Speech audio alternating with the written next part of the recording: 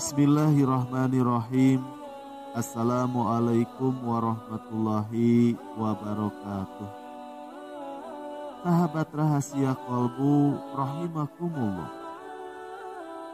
Salat merupakan fondasi utama dari agama, atau sering juga disebut dengan tiangnya agama.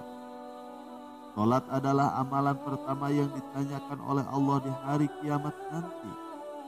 Kualitas keimanan seseorang di dalam beragama Islam bisa diukur dengan komitmennya dalam mengamalkan berbagai amalan yang ada, baik itu yang berkaitan dengan kehidupan pribadi maupun sosial kemasyarakatan.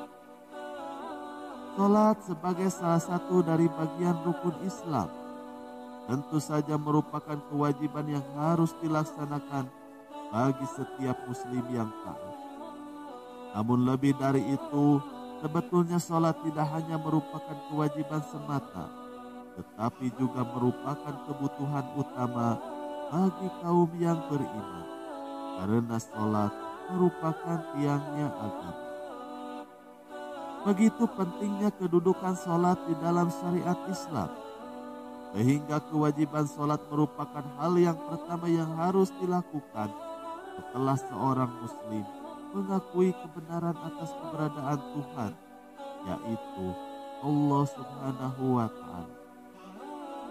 Dan salat itu akan memberikan manfaat yang besar sekali bagi orang yang mampu melaksanakannya. Sekurang-kurangnya ia akan merasakan sangat tenang hatinya karena merasa dekat dengan Tuhannya.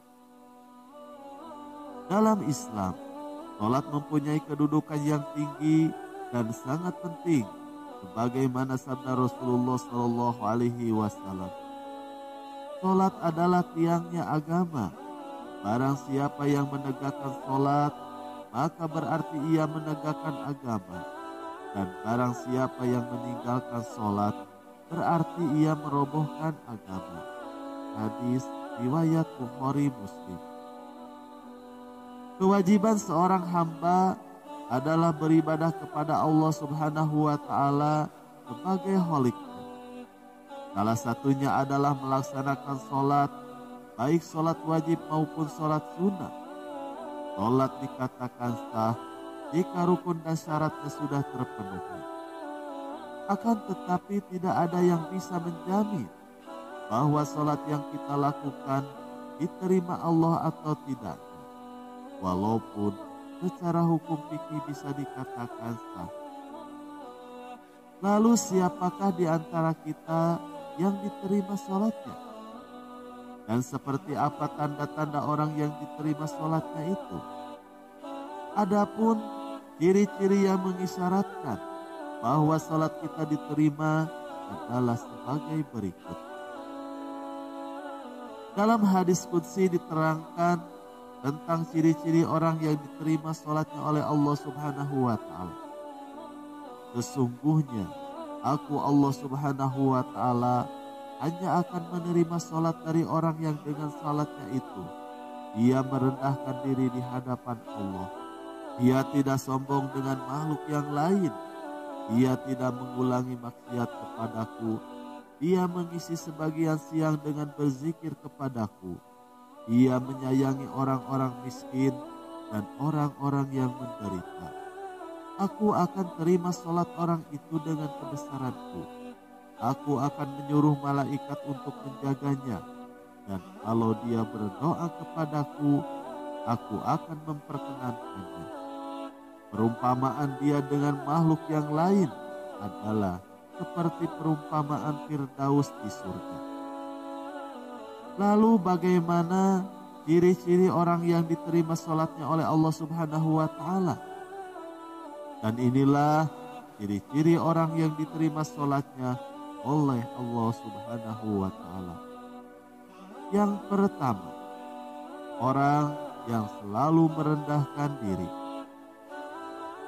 Salat yang dilakukan dengan selalu merendahkan diri, maksudnya adalah salat secara khusyuk, penuh penjiwaan, takut, dan merendahkan diri di hadapan Allah Subhanahu wa Ta'ala. Diceritakan Sayyidina Ali bin Abi Thalib Setiap beliau mau sholat, tubuhnya gemetar, wajahnya pucat. Lalu seseorang bertanya kepada beliau, "Ada apa dengan engkau ya Amirul Mukminin?" Lalu beliau menjawab, "Engkau tidak tahu bahwa sebentar lagi aku akan hadapi waktu amanah. Laksanakan sholat adalah suatu amanah Allah yang pernah ditawarkan kepada langit, bumi, bukit untuk memikulnya. Tetapi mereka menolaknya karena khawatir mengkhianatinya. Dan sekarang aku mengembannya." Tidak jauh beda dengan Sayyidina Ali, Khalifah Umar bin Khattab yang dikenal sangat gagah berani, bahkan sangat ditakuti oleh setan. Beliau senantiasa bercucuran air mata setiap melaksanakan sholat. Lalu yang kedua, orang yang tidak sombong dengan makhluk Allah yang lain. Salah satu tanda orang yang diterima sholatnya ialah tidak ada rasanya takabur atau sombong pada dirinya. Takabur menurut Imam Ghazali ialah sifat yang merasa dirinya lebih besar daripada orang lain. Kemudian ia memandang enteng orang lain. Selain itu, sering sekali sikap takabur datang dikarenakan ilmu, amal, keturunan, kekayaan, anak buah, ataupun kecantikannya. Kalau Anda merasa berkuasa karena memiliki hal-hal itu dan memandang enteng orang lain, maka Anda sudah termasuk orang yang takabur. Dan sholat Anda tidak diterima oleh Allah Subhanahu wa Ta'ala. Bahkan di dalam hadis lain disebutkan bahwa Rasulullah Shallallahu Alaihi Wasallam bersabda, "Takkan masuk surga seseorang yang di dalam hatinya ada rasa takabur walaupun sebesar debu saja." Lalu yang ketiga, orang yang bisa menahan hawa nafsu.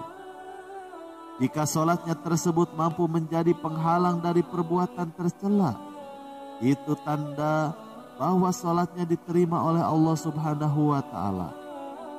Sabda Rasulullah Sallallahu Alaihi Wasallam, "Barang siapa yang sholatnya tidak mencegah dari kejelekan dan juga kemungkaran, maka sholatnya hanya akan menjauhkan dirinya dari Allah Subhanahu wa Ta'ala."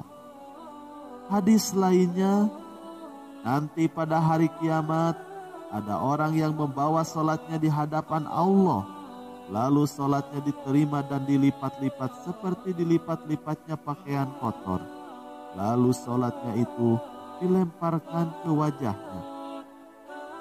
Lalu yang keempat, orang yang selalu banyak berzikir. Sholat yang manusia lakukan bisa menjadi motivasi untuk semakin banyak berzikir mengingat Allah, serta menambah amal ibadah. Dalam surat Al-Muluk diterangkan, Allah akan menguji kamu siapa yang paling baik amalnya. Lalu yang kelima, orang yang menyayangi orang-orang miskin. Dalam kata lain, ciri orang yang diterima sholatnya akan memiliki hati yang lembut. Dia akan sangat peka hatinya terhadap orang-orang miskin dan akan memiliki jiwa sosial yang tinggi. Dia bukan hanya melakukan ruku dan sujud saja, tetapi juga dia memikirkan penderitaan orang yang kurang beruntung. Dia akan menyisihkan sebagian waktu dan juga rezekinya untuk berbagi dengan orang lain. Rasulullah Shallallahu Alaihi Wasallam bersabda, "Orang yang dermawan dekat dengan Allah, dekat dengan manusia, dekat dengan surga. Sedangkan orang yang bakhil atau pelit jauh dari Allah, jauh dari manusia, dan dekat dengan neraka." Wallahu a'lam bishawab. Demikian yang bisa kami bagikan, semoga bermanfaat.